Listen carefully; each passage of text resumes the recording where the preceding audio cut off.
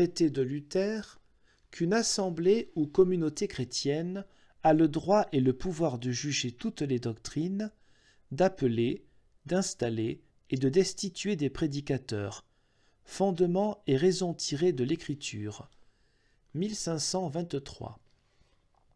Contexte. En janvier 1523, Luther recevait à Wittenberg une délégation provenant de la petite ville de Leisnig, en Saxe électorale, qui venait lui demander d'affermir leur ministère pastoral au moyen de l'écriture. La petite ville venait d'être le théâtre d'un événement qui allait se multiplier rapidement un peu partout. En effet, placée sous la dépendance d'une abbaye voisine qui lui imposait un prêtre de son choix, la paroisse avait fait opposition au candidat nommé par l'abbé et élu elle-même un pasteur et un prédicateur qui se trouvaient tous les deux favorables au mouvement de réforme. En septembre 1522, Luther avait visité personnellement la localité et il avait aidé la paroisse à créer une caisse commune qui était destinée à la fois à subvenir à l'entretien des pasteurs et prédicateurs et à venir en aide aux pauvres. Il écrivit même à cette occasion un opuscule intitulé Ordnung eines gemeinen Kastens. Dans le cas qui nous occupe ici, il s'agissait d'apporter un fondement scripturaire valable à l'initiative qui avait été prise et qui devait se renouveler maintes fois dans les paroisses touchées par la réforme. C'est pourquoi le réformateur, sans même faire aucune allusion directe au cas particulier de Leisnig, apporte la question sur le plan général. Dans son manifeste à la noblesse chrétienne, il avait déclaré que le pasteur n'est pas le directeur, mais le serviteur de la paroisse. Dans notre opuscule, il tire les conclusions pratiques de cet enseignement.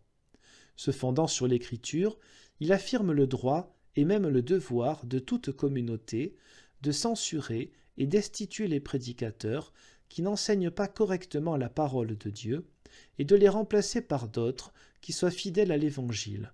Toutefois, si tout chrétien, comme tel est prêtre en vertu du sacerdoce universel, il faut, dans un souci d'ordre, qu'avant de prêcher, il ait reçu un appel de la communauté qui seule dispose d'un tel droit. Ce petit ouvrage, qui parut sans doute entre Pâques et Pentecôte 1523, se répandit très rapidement grâce à son caractère général. Il connut de très nombreuses éditions.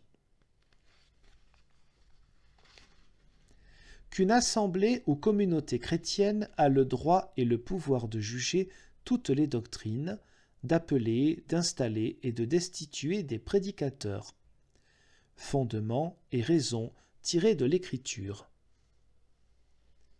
En premier lieu, il importe de savoir où se trouve et qui est la communauté chrétienne.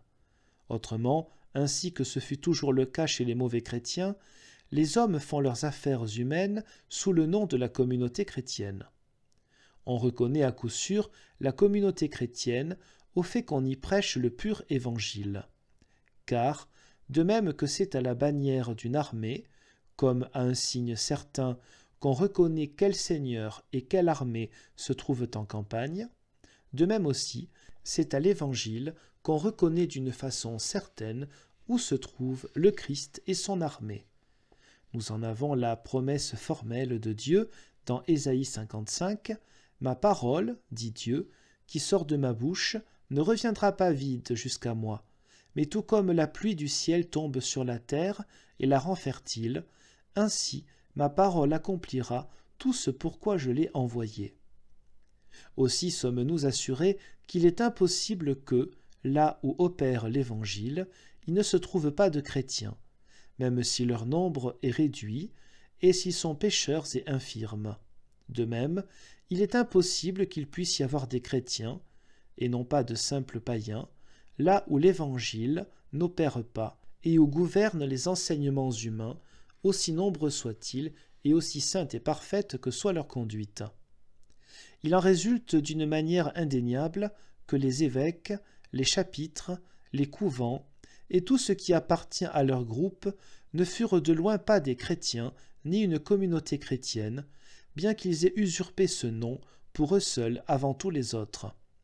Car celui qui connaît l'Évangile voit, entend et comprend qu'aujourd'hui encore, ils se fondent sur leurs enseignements humains, qu'ils ont complètement rejeté l'Évangile et le rejettent toujours.